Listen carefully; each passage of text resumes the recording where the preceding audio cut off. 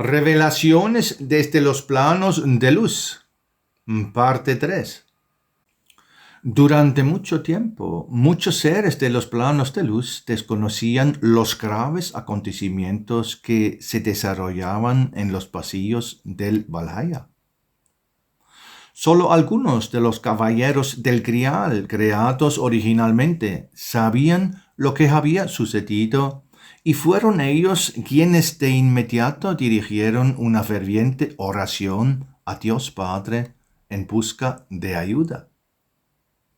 Nadie lo sabía con certeza, pero a través de los salones del Grial, donde se encontraban los fieles guardianes, las imágenes de los eventos fluían en oleadas como nunca nadie lo había experimentado.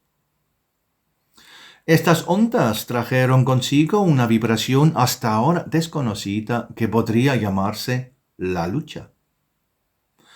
Pero todo estaba aún muy lejos y las esferas de luz aún estaban llenas de dicha y gracia.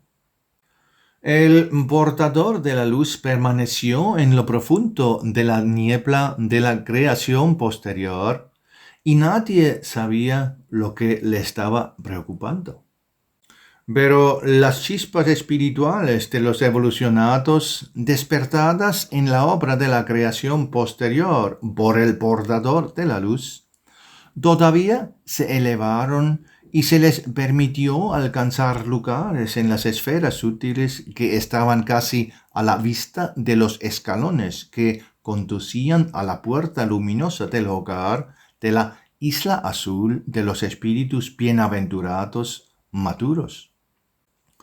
Todo todavía parecía bendecido y nadie en las esferas luminosas sospechaba cuánto cambiaría la situación del desarrollo posterior.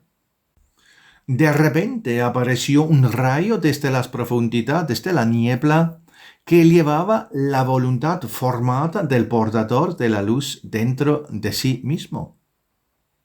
Se elevó a través de las esferas y llevó dentro de sí una extraña llamada al servicio. Muchos de los creados recibieron este rayo con alegría, porque nunca habían experimentado el engaño y la falsedad. Se regocijaron con este rayo porque vieron en él la confirmación de que todo se está haciendo de acuerdo con la voluntad del Creador. Muchos en las esferas de la creación espiritual se regocijaron y se prepararon para cuando el rayo de Lucifer regresará en la creación posterior, llenos de la luz bendita para unirse y seguir en un gran servicio. Pero ahora el rayo se elevó aún más alto, atravesando las llanuras e incesantemente instando a todos los que vivían aquí a unirse a él. Una niebla fina y extraña siguió sus pasos y donde los espíritus se acercaron al rayo de la luz, los envolvió y escucharon los sonidos asociados con él. La palabra servicio sonaba en él. Una y otra vez se repetía esta palabra y por todo el espacio resonaba en silenciosa repetición: servir, servir, servir. Su resplandor era embriagador e invitaba a acercarse y conectarse con este mensaje que irradió de la obra de la creación posterior. El rayo se elevó más y más alto. Finalmente llegó a los lugares más altos donde pasó a través de la creación primordial. El único lugar al que no se acercó en las llanuras llenas de luz fue el luminoso y poderoso castillo del Grial. En su vecinidad esperó para ver si podía cambiar la opinión de los residentes. Pero su verdadera intención, el motivo por el que había ascendido a estos puntos de estos planes llenos de luz, se hizo cada vez más evidente para muchos seres primordiales poderosos, pues había permanecido latente en las profundidades de la materia dentro del rayo desde el principio. Los caballeros del Grial sabían de esta intención de antemano porque aprendieron más del arcángel Miguel que de los demás habitantes de la creación. Rodeado de una luz cegadora, el arcángel Miguel, destinado por el Creador a proteger al joven rey en las salas del Grial de esta creación, advirtió a los caballeros del inminente acercamiento de la voluntad de Lucifer. Sin embargo, por el momento, la voluntad radiante del poderoso y divino sirviente Lucifer circuló a través de los niveles, en parte todavía atrayendo a muchos en su reputación. Pero detrás de su brillo cegador se hacía cada vez más evidente la palidez y el vacío que lo alejaba de toda pureza en la creación. Aquellos que se mantuvieron en contacto con las fuerzas que fluían en el Grial y de las cuales brotaban la fuerza vivificante de Dios Padre en un resplandor rojo rubio, reconocieron que la llamada era sólo un señuelo, una invitación a conectarse con la voluntad de Él, que Él mismo había aumentado. En el brillo y resplandor del haz de luz se podía ver una imagen con una extraña forma de serpiente. De repente la figura de la serpiente giró en círculos bajo la mirada de los leales caballeros y se acercó al radiante caballero que estaba en el castillo del Grial. Pero en contra de la voluntad que impulsó el rayo, ya se había erigido una muralla de caballeros en armadura luminosa. La serpiente del rayo se detuvo frente a ellos y susurró: «Servir. Servir es el don más alto que se le puede dar a la vida en la creación. Servid, servidme, que yo conozco la creación mejor que nadie. Como Él, vengo de lo divino, pero en mi misión conozco hasta el último rincón de las leyes de la creación. Yo conozco completamente la obra de la creación. Él no. Soy el divino elegido para la creación. Os daré más luz de la que tenéis entre vosotros si me servéis y me abrís las alas del Grial. Nunca supisteis la fuerza que os traeré del trono de Dios». Resonó en las salas con un silbido de señuelo silencioso. El rayo rodeó las filas de los seguidores de Parsifal. Las filas temblaron, pero ni un solo caballero se inmutó o gritió a la llamada de la voz. Luego vino una exclamación susurrada en respuesta: «Soy quien soy». El poderoso llamado sonó a los discípulos como una voz resonante de esperanza, y todos reconocieron al mismo Dios Padre en su voz. Con el sonido de las palabras, la pesadez progresiva que se había apoderado de todos en el susurro del rayo de Lucifer fue barrida de un solo golpe. La voluntad propia y el falso orgullo en la creación han sido quebrantados. Todos los servidores leales a la luz fueron fortalecidos. El rayo de Lucifer tembló y, sacudido por las palabras que continuaron resonando en la sala durante mucho tiempo, pareció finalmente ceder y retirarse.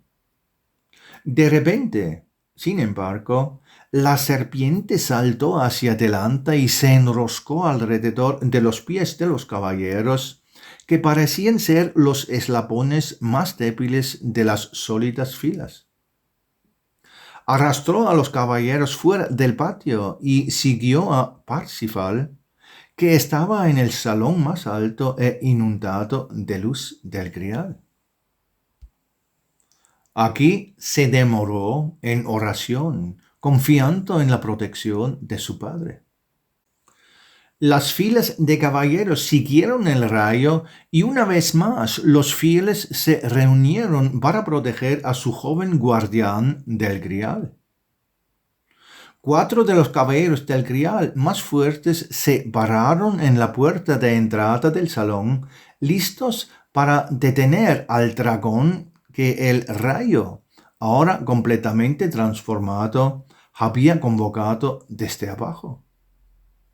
Enormes fuerzas penetraron el rayo a través del salón del grial y el impacto sacudió las paredes del poderoso edificio.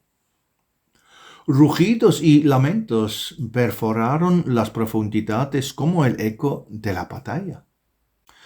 Por un breve instante, las 4 poderosas figuras lograron contener a la serpiente con su fuerza, de modo que la reina Isabel, que se había apresurado al lugar, pudo alzar al radiante joven llevándolo a la parte divina del grial, a la protección de lo eterno, a lugares inaccesibles para la serpiente.